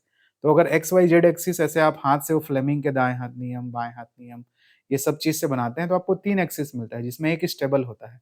तो मैग्नेटिक फील्ड क्या होता है जी, जेड एक्सिस के अराउंड में बनता है। तो अगर मैं अपना पहला कंपोनेंट उसको मानूं, तो पहला कंपोनेंट बाकी दो बचे हुए कंपोनेंट के प्लेन पे पाया जाएगा। ठीक, रोटेशन जो होगा उसका। तो इवन कंपोनेंट जो होगा कहाँ पे पाया जाएगा, एक रेक्टेंगुलर U2 U3 प्लेन में पाया जाएगा। U2 U3 मतलब उस पर dependent variable, because direction of U2 U3 plane in normal to even direction, क्योंकि किसी भी चीज को रोटेट करने के लिए जरूरी है कि उसे आप नॉर्मल डायरेक्शन में रखें, मतलब खड़ी अवस्था में, लंबवत अवस्था में रखें।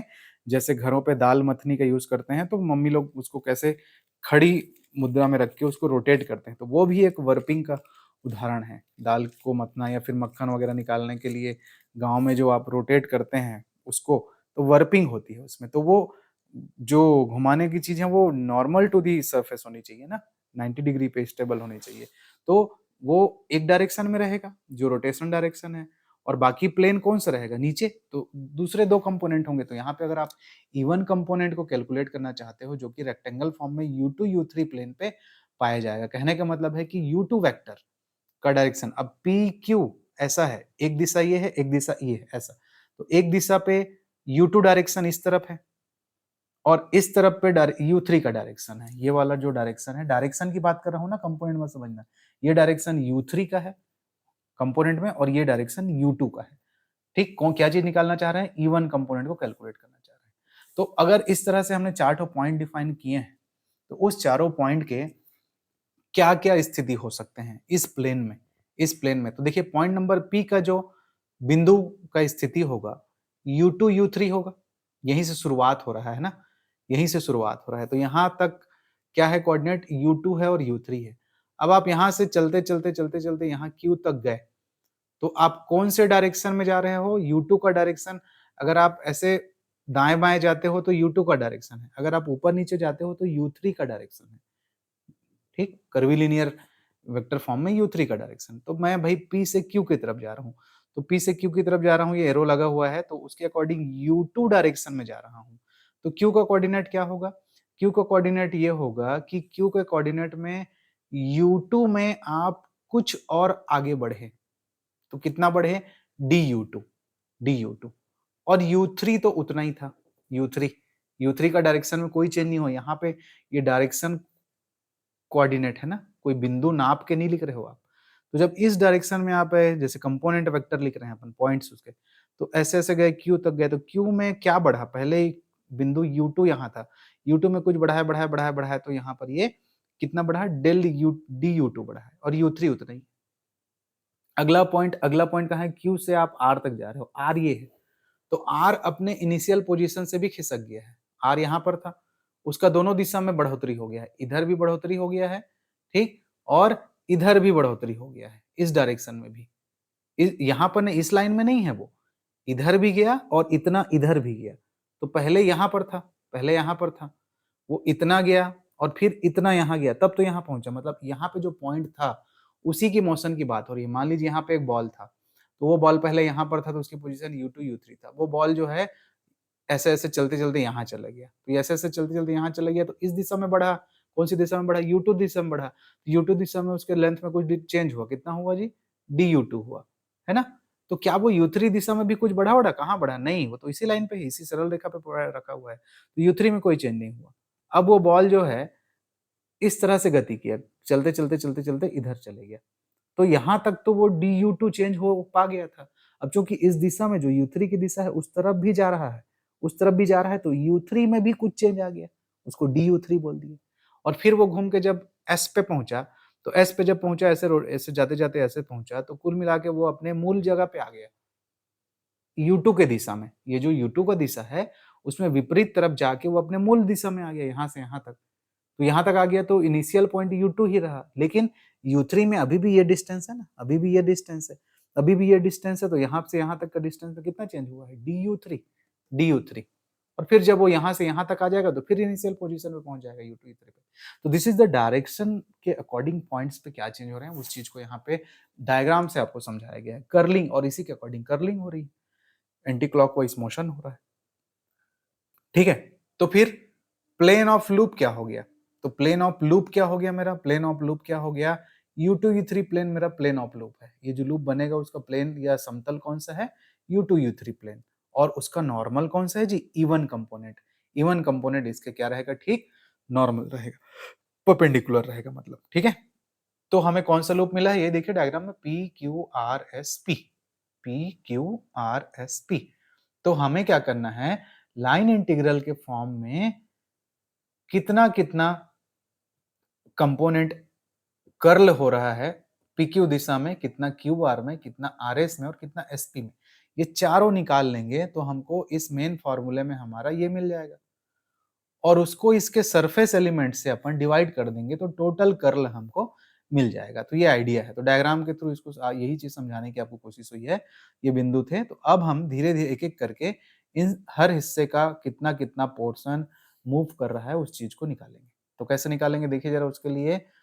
तो अब small length in orthogonal curvilinear component में हमको पता है ये फॉर्मूला होता है जी dr का, अभी मैंने ग्रेडियंट में भी यूज किया था, ये पहले पिछले क्लास में भी पढ़ चुके हैं हम लोग कि डी आर वेक्टर हम जो स्मॉल डिस्टेंस एलिमेंट है इस तरह से डिफाइन करते हैं कि h1 du1 e1 cap, h2 du2 e2 cap plus h3 du3 e3 cap. यहां पर लेंथ ऑफ pq कितना होगा, p से q तक का लेंथ, तो p से q तक के लेंथ को कौन डिफाइन करेगा यहां से, h2 du2। h2 scale function है, लामे फैक्टर है, h2 दूसरी दिशा में जो जाने वाला है, तो p से q डायग्राम में आप देखेंगे P से Q तक आप जा रहे हो तो U2 के दिशा में जा रहे हो और चेंज भी जो होगा वो U2 में होगा। और जब P से Q तक के तरफ जाएंगे दूसरे आपके कंपोनेंट के अकॉर्डिंग जब लेंगे तो फैक्टर कौन सा यूज करेंगे, H2 यूज करेंगे। तो H2 DU2 क्योंकि दूसरा फैक्टर है। QR कहां पे जा रहा है, QR आप देखेंगे तो Q जो R है वो U3 की दिशा में जा रहा है। U3 की दिशा में जा रहा है तो U3 की दिशा में जा रहा है तो उसके लिए कंपोनेंट कौन सा लोगे, H3 लोगे, H3DU3। तो H3DU3 उसका डिस्टेंस हो जाएगा QR का। तो P से Q तक का डिस्टेंस या लेंथ कंपोनेंट स्केल जितना था और चेंज कितना हो रहा था, तो H2DU2 हो रहा था।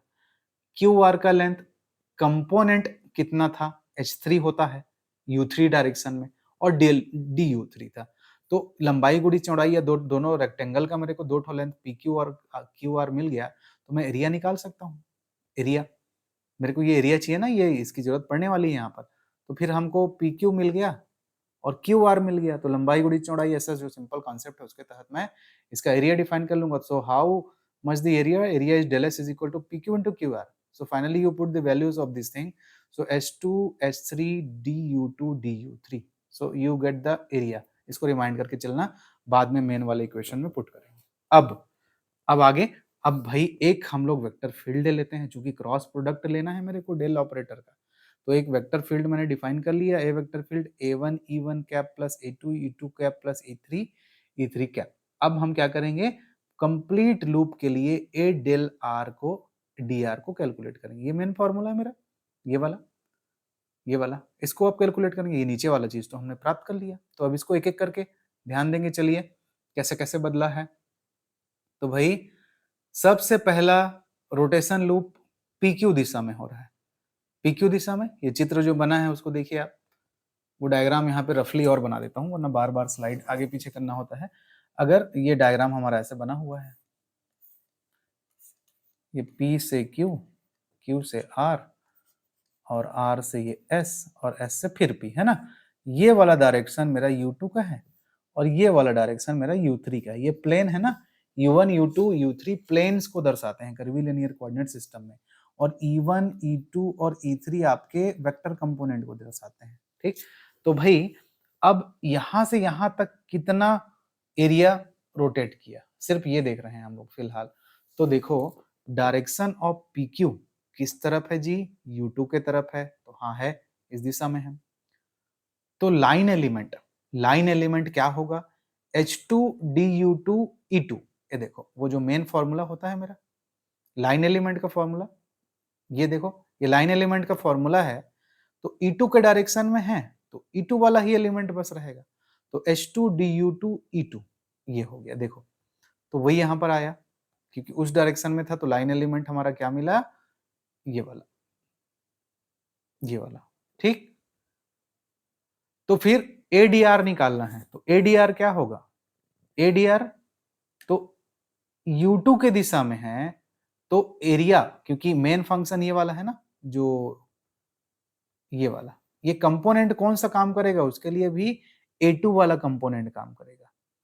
ये नॉर्मल मैथमेटिक्स नहीं है कि सबके साथ मल्टीप्लाई हो जाएगा और वो चीज, आपको इमेजिन करते हुए चीजों को अंडरस्टैंड करके चलते जाना है। तो यहाँ पे मैं ADR निकाल रहा हूं, तो इस पर्टिकुलर सिचुएशन के लिए वेक्टर का जो वेक्टर फंक्शन आप लिए हो उसका A2 वाला कंपोनेंट ही इसके साथ आएगा। तो A2 A का मान, H2 DU2 DR का मान, और E2 E2 1 हो गया, E2 डॉट E2 यहाँ पर E2 डॉट E2 होगा, और बाकी भी टर्म अगर आप मल्टीप्लाई करोगे तो E1 dot E2 E3 dot E2 वो सब जीरो हो जाएगा।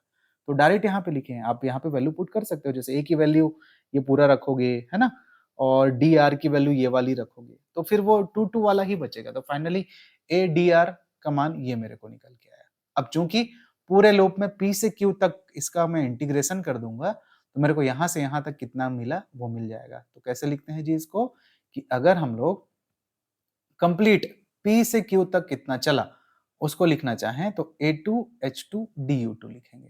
ठीक, A2H2DU2 कंप्लीट लूप में यहां से यहां तक। अब हम चलेंगे कहां तक, Q से R की ओर जाएंगे। तो Q से R की ओर जाएंगे तब क्या कितना रोटेशन हुआ है उसको देखेंगे। तो चलिए फिर समझिए, अब डायरेक्शन जो QR का था वो किस तरफ है जी, U3 की तरफ है। फिर से वो डायग्राम को यहाँ पे बना दे रहा हूँ ना मैं। ठीक, कैसे चले थे, P Q R S, तो P से Q गए, Q से R गए, R से ऐसा। ये U2 का डायरेक्शन है, प्लेन U2 का डायरेक्शन है, ये U3 का डायरेक्शन है। तो जब QR का डायरेक्शन किधर है, U3 तरफ है, ठीक है। तो dr क्या होगा, small element of length h3 du3 e3, तीसरा पॉइंट आएगा। अभी जस्ट पिछले बार भी वही किया हूं, है ना। अब अगला मेरे को क्या करना रहता है जी, मेरे को adr निकालना है, तो a निकालना है, a, ठीक, a वेक्टर। तो भाई but now we at point q, अब हम कहां पे पहुंच गए हैं, पॉइंट q पर पहुंच गए हैं, पॉइंट q पर पहुंच गए हैं, जहां पर u2 का मान बदलेगा। P पर U2 डायरेक्शन में था, लेकिन Q पर पहुंचने के साथ U2 में परिवर्तन होगा। इस प्रकार जो एरिया फैक्टर है A3H3 भी क्या होगा, चेंज होगा। एरिया फैक्टर भी हमारा क्या होगा, चेंज होगा। इससे पहले मैं जस्ट क्या किया, ये निकाला और उसको सिंपल A3 से A2 से मल्टीप्लाई कर यहां पर। लेकिन यहां पर हमारा एरिया फैक्टर क्या रहेगा जी, एरिया A3 और H3, यहां पर A2 और H2 है, मतलब H1 H2 H3 क्या चीज है, स्केल फैक्टर। तो एरिया रहे चाहे कुछ भी, हर चीज स्केल फैक्टर के मल्टीप्लाई के अकॉर्डिंग ही कंप्लीट होता है। तो यहाँ पर H3 DU3 E3 तो आपने निकाला है। अब एरिया फैक्टर जो होगा जिसको A3 H3 बोलोगे, वो सिर्फ A3 H3 नहीं आएगा बल्कि उसमें भी चेंज होगा। तो कैसे चेंज होगा, पॉइंट नंबर Q पर एरिया एलिमेंट A3 अपने लामे फैक्टर के H3 मतलब स्केल फैक्टर के अकॉर्डिंग जितना होगा उसमें प्लस U2 दिशा में, U2 डायरेक्शन में डेल बटे डेल U2 A3H3 भी परिवर्तन होगा, क्योंकि इस दिशा में बढ़ा था ना, आपने कोऑर्डिनेट भी चेंज किया था। तो इतना एरिया जितना था उसमें प्लस इतना और परिवर्तन होकर जो एरिया एलिमेंट आएगा वो यहाँ पर ऐड होगा। तो डेल A3H3 बटे डेल U2, क्योंकि U2 का डायरेक्शन है, इंटू DU2, क्योंकि इसको एग्जैक्ट फॉर्म में लिखते हैं, एग्जैक्ट डिफरेंशियल को फॉर्म में लिखते हैं, तो ऐसा। तो अब फाइनली आपका ADR क्या हो जाएगा, Q से लेके R तक जाने में क्या निकलेगा, तो A3H3 plus del A3H3 DU2 का पूरा आप इंटीग्रेशन कर दीजिए किस दिशा में जी, Q से R जा रहे हैं, मतलब किस दिशा में जा रहे हैं, U3 के दिशा में जा रहे हैं।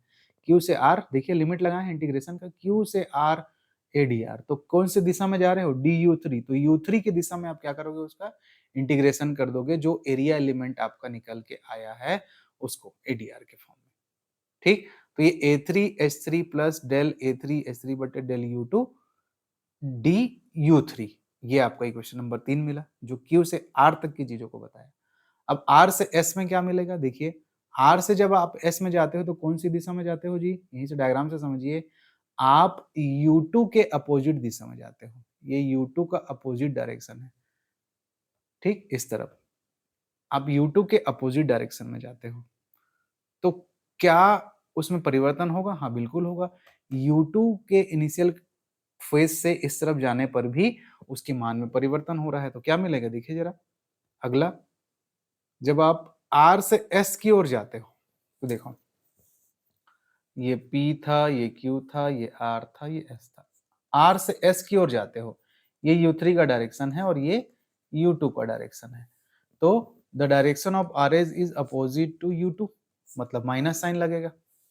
एंड एट पॉइंट R, और पॉइंट R पर आपका U3 बढ़ जाता है, इंक्रीज होता है, तो फिर हमें हमारा लाइन एलिमेंट क्या मिलेगा जी, तो कौन सी दिशा में जा रहे हो आप, U2 के दिशा में जा रहे हो, तो A2 ये H2 मल्टीपल फैक्टर इनटू उसका एरिया A2 और प्लस उसी A2H2 का डेल बटे डेल U3, क्योंकि U3 के दिशा के अकॉर्डिंग उसमें क्या हो रहा है, चेंज हो रहा है, इस दिशा में, इसके according into du3।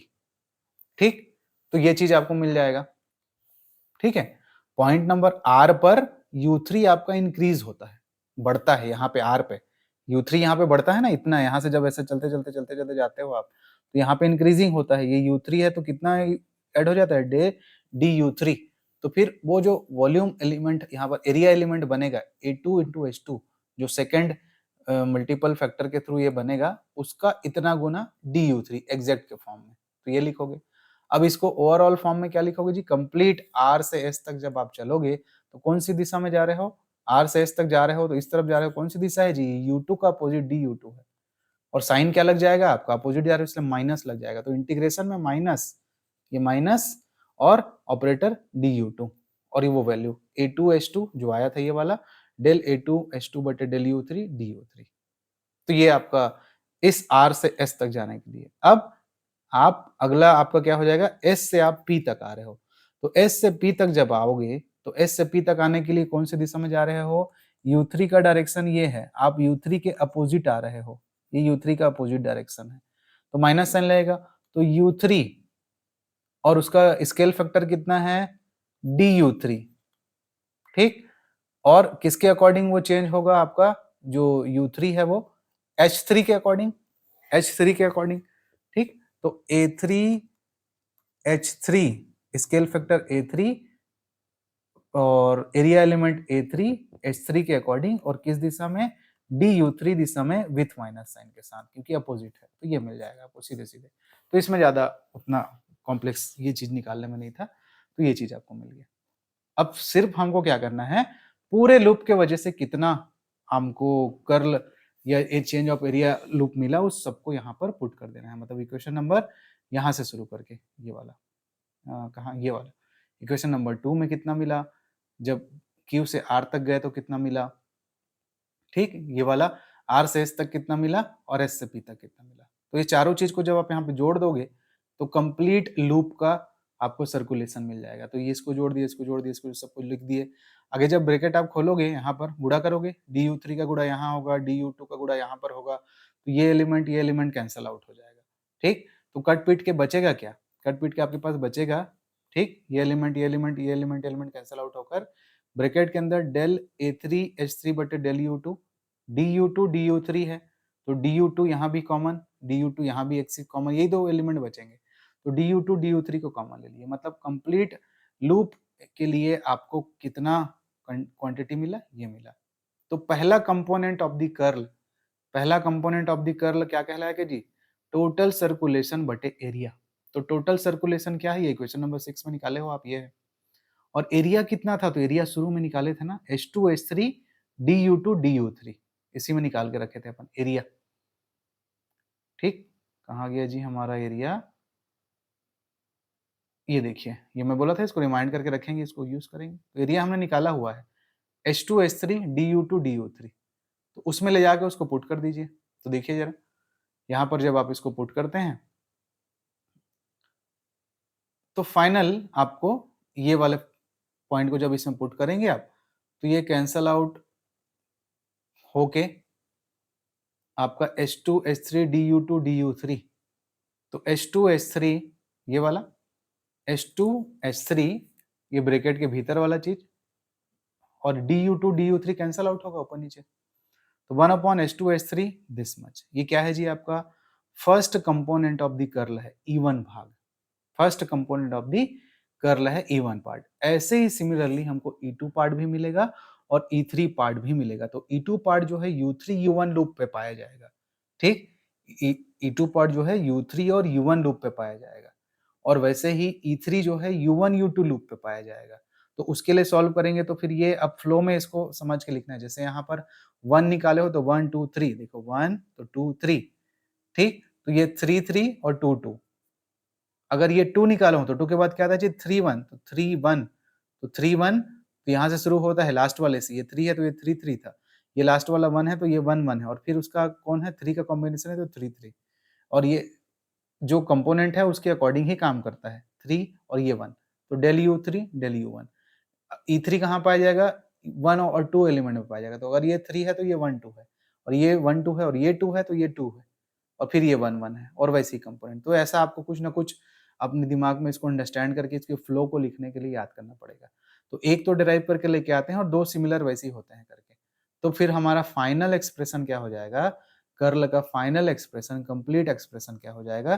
Component form में लिखने के लिए डेल क्रॉस ए कहने का मतलब है E1 कंपोनेंट के साथ ये पहला एलिमेंट प्लस E2 कंपोनेंट के साथ ये दूसरा और E3 कंपोनेंट के साथ ये तीसरा। तो जो आप इसको ऐसे करके लिख सकते हैं। तो इस रूप में याद करो ऐसा। अब चूंकि ये ठीक ठाक एक हैवी एक्सप्रेशन बन के निकल के आ गया है, इसलिए इस रूप में उसको नहीं लिखा जाता, याद किया जाता। तो उसके लिए फिर अपन को उसको एक शॉर्ट हैंड फॉर्म लिख के चलते हैं जिसको डिटर्मिनेंट मेथड बोलते हैं। कर्ल को लिखने के लिए कर्वीलिनियर कोऑर्डिनेट सिस्टम में कर्ल को लिखने के लिए एक डिटर्मिनेंट मेथड होता है। तो उसके अकॉर्डिंग जब इसको आप लिखोगे तो सॉल्व भी करोगे तो यही आता है ना, सॉल्व भी करोगे, इस डिटर्मिनेंट को एक्सपेंड करोगे तो ये जो ऊपर हमारा एक्सप्रेशन आया है यही आता है। तो फिर इस रूप में हम इसको लिखते हैं कि डेल क्रॉस ए कहने का मतलब 1/h1 h2 h3 बाहर में डिटर्मिनेंट के, और फिर यहाँ पर h1 h2 h3 के साथ e1 e2 e3 del u1 del u2 del u3, यहाँ पर h1 a1 h2 a2 h3 a3। तो इसको 4-5 बार लिख लिख के आप ऐसा प्रैक्टिस कर लेंगे तो ये आपको याद हो जाएगा, और इसी का उपयोग भी अपन को डिटर्मिनेंट फॉर्म में करना रहता है। तो ये कर्ल का फाइनल फॉर्मूला है। तो ये डाइवर्जेंस और ग्रेडियंट और कर्ल, ये तीनों फॉर्मूलों का इंट्रोडक्शन मैं आपको पिछले क्लास में दिया था, लिख के बस बताया था कि भाई देखो ऐसा निकल के आएगा। तो उसको आज हम लोगों ने डिराइव किया, जो कि बड़े मार्क्स के क्वेश्चन के लिए बहुत इंपॉर्टेंट है। आपके एग्जामिनर आपसे इसी तरीके से पूछता है कि कर्वीलिनियर कोऑर्डिनेट सिस्टम में डायवर्जेंस और कर्ल का व्यंजक उत्पन्न कीजिए, सेपरेटली कर्ल का ही व्यंजक उत्पन्न कीजिए बोल देगा, और बाद में उसको स्फेरिकल और सिलिंड्रिकल के लिए भी लिख के बताओ बोलेगा। तो जैसे ये फॉर्मूला जो मैं निकाल के लेके आया हूँ जो कि कर्ल का फॉर्मूला है, अब इसको अगर मैं सिलिंड्रिकल कोऑर्डिनेट सिस्टम के लिए लिखना चाहूँ, अच्छा इसको अगर मैं कार्टेशियन कोऑर्डिनेट सिस्टम के लिए लिखना चाहूँ तो कार्टेशियन कोऑर्डिनेट सिस्टम में h1 बराबर h2 बराबर h3 होता है, 1 होता है, सब 1 ही 1 होता है। तो इसमें सब जगह 1 1 1 पुट कर दो तो देखो क्या आएगा। और कार्टेशियन कोऑर्डिनेट सिस्टम में E1 को I बोलते हैं, E2 को J बोलते हैं, E3 को K बोलते हैं। तो I J K डेल बटे डेल एक्स डेल बटे डेल वाई डेल बटे डेल जेड, और वैसे A1 को x y और z के फॉर्म में। तो ये कर्ल का सिंपल फॉर्मूला तो हो गया जो आप पढ़ते हो, सिंपल कर्ल का फॉर्मूला। अब इस पर्टिकुलर फॉर्मूले को हमको अगर मैं अपने सिलिंड्रिकल कोऑर्डिनेट सिस्टम में रखूं तो सिलिंड्रिकल कोऑर्डिनेट सिस्टम में क्या होता है जी, मेरा h1 बराबर 1 होता है, h2 बराबर r होता है और h3 बराबर 1 होता है। तो वैसा जब उसमें आप रखेंगे तो E1 R E2 E3 आएगा। डेल बटे डेल U1, तो डेल बटे del U1 cylindrical coordinate system में डेल बटे डेल R होगा। डेल बटे del U2 cylindrical coordinate system में डेल बटे डेल थीटा होगा, और डेल बटे del U3 cylindrical coordinate system में डेल बटे डेल जेड होगा। और इसको A1 R गुना A2 और A3, क्योंकि इसमें H1 H2 H3 जुड़ा हुआ है तो ये आपने लिख दिया, ये इसके जगह ये लिखाएगा ना ऐसा बताने के लिए। सिमिलरली अगर स्फेरिकल कोऑर्डिनेट सिस्टम में आपको कर्ल पूछता है, कर्ल बताइए निकाल के, तो क्या होगा जी, मेन डिटर्मिनेंट फॉर्मूला तो आपको पता है, और बाहर में जी ये 1 इंटू आर इंटू 1 आएगा ना, तो 1 अपॉन आर आएगा। तो हम लोग चूंकि स्फेरिकल कोऑर्डिनेट सिस्टम में जानते हैं कि H1 ये होता है, H2 ये होता है, H3 ये होता है, ये स्केल फैक्टर या लामे फैक्टर ऑलरेडी हम इसको पढ़ चुके हैं। तो फिर अब उसको ले जाके रख देना यहाँ पर, और उसके लिए 3 कंपोनेंट के रूप में लिखोगे कि del upon del R, del upon del theta और डेल बटे डेल फाई, क्योंकि फाई होता है 2 एंगल बनता है स्फेरिकल सिस्टम में। तो फिर आप फिर ऐसा करके ये एक्सप्रेशन आप वहां पे डिराइव करके लिख सकते हो कर्ल के फॉर्म में, ठीक है। तो मेन तो इंपॉर्टेंट यही है, एक आपका ग्रेडियंट, डाइवर्जेंस और कर्ल। कर्ल थोड़ा बड़ा है, समय लगेगा उसमें आपको समझने में, इमेजिनेशन करके, डायरेक्ट मैथ जैसा मल्टीप्लीकेशन वगैरह नहीं है, ठीक है। और इसमें एक और वर्ड दिया है जी लाप्लासियन, वो पेपर में बहुत रेयर आता है, ठीक है, पूछने के चांसेस बहुत कम होते हैं, लेकिन लाप्लासियन मतलब कहने का मतलब है कि जो ग्रेड फाई आया है उसी का एक बार और डेल ले लीजिए, मतलब डेल स्क्वायर फाई को लाप्लासियन ऑपरेटर बोलते हैं। तो वो जो निकल के आया है आपका ये ग्रेड फाई, डेल फाई निकल के आया है, उसको एक बार और डेल ऑपरेटर के साथ कर लेते हैं तो ये आता है। तो बस एक बेसिक डेफिनेशन याद रखिए, छोटे क्वेश्चंस में आपको पूछ सकता है कि लाप्लासियन ऑपरेटर का मतलब क्या होता है, कि del phi is equal to del and del phi के फॉर्म में, या ग्रेडियंट या ग्रेड फाई अपन के फॉर्म में से लिख सकते हैं। तो ये एक बेसिक डेफिनेशन जैसा है। मैथमेटिकली वो थोड़ा सा लेंदी हो जाएगा पुट करोगे तो, लेकिन पूछता नहीं है, मेन पूछता है आपसे डाइवर्जेंस पूछेगा और कर्ल, ये मीडियम रेंज का जो है उसको ज़्यादा पूछेगा। तो क्वेश्चन उसी तरीके से आते हैं कि कर्विलिनियर कोऑर्डिनेट सिस्टम के अकॉर्डिंग स्फेरिकल और सिलिंड्रिकल कोऑर्डिनेट सिस्टम के लिए या तो डाइवर्जेंस निकालिए बोलेगा या तो कर्ल निकालिए बोलेगा। ठीक, तो आज के इस क्लास में हम लोगों ने इस इम्पोर्टेंट टॉपिक को, लेंदी कहिए या टफ कहिए, जो भी कहिए, लेकिन है इम्पोर्टेंट, कि कर्विलिनियर कोऑर्डिनेट सिस्टम में हम लोगों ने ग्रेडियंट निकालना सीखा, हम लोगों ने डाइवर्जेंस निकालना सीखा और हम लोगों ने कर्ल निकालना सीखा, और उसको तीनों ही प्रकार के कोऑर्डिनेट सिस्टम के लिए, चाहे वो सिलिंड्रिकल हो, स्फेरिकल हो या फिर कार्टेशियन हो, उसमें पुट करना सीखा। कुछ कुछ चीजें जो निकल के आई हैं वो उसको आपको याद करके भी चलना है, जैसे ये डेल फाई या ग्रेडियंट फाई की वैल्यू होती है। ठीक, वैसे ही डाइवर्जेंस की वैल्यू जो हम लोग निकाल के लेके आए हैं वो भी आपको याद करके चलना है, ये याद होना चाहिए। इस पे कोई भी आपको लेमा फैक्टर दे के क्या होगा डाइवर्जेंस वो पूछ सकता है। जैसे अभी मैं सिलिंड्रिकल के लिए बोलता हूँ कि H11 H2R और H31 होता है, आपको रैंडम दे दिया ऐसी क्वेश्चन जी कि कोई टाइप का कोई कोऑर्डिनेट सिस्टम है जिसमें H1 बराबर R है, H2 बराबर 3 sin थीटा है और H3 बराबर cos थीटा है, ऐसा कुछ भी दे दिया, तो उसका क्या होगा डाइवर्जेंस निकालिए। तो ये मेन फॉर्मूला आपको पता होना चाहिए, ये वाला। फिर उसी प्रकार हम लोगों ने कर्ल सॉल्व किया, तो कर्ल सॉल्व करने के लिए बहुत थोड़ा-सा आप, ये तो ये दोनों के फॉर्म हैं, इसको जो सॉल्व किए हैं हम लोग, थोड़ा-सा आपको पेशेंस रख के डायग्राम को इमेजिन करके और चीज़ों को फ़ील करके इस चीज़ को समझना पड़ेगा। तो तब जाके आप कर्ल का बेसिक डेफिनेशन यहाँ पे निकाल पाओगे, और फिर फाइनल फार्मूला जो हम लोग ये जो लंबा-सा डिराइव करके लेके आए हैं, ये वाला, ये हमारा फाइनल रोटेशन वेक्टर है तीनों कंपोनेंट के अकॉर्डिंग, उसको हमको डिटरमिनेंट फॉर्म में लिखना है और इसको याद करके चलना है। ये याद करके चलना है ना, और फिर इसको फिर किसी भी टाइप के कोऑर्डिनेट सिस्टम के लिए निकाल लीजिए। तो बेसिकली पॉपुलर तो वही है, सिलिंड्रिकल और स्फेरिकल। तो सिलिंड्रिकल और स्फेरिकल के लिए 3 चीज़ें आप याद करिएगा। पिछले क्लास में हम लोगों ने इसको डिराइव किया था।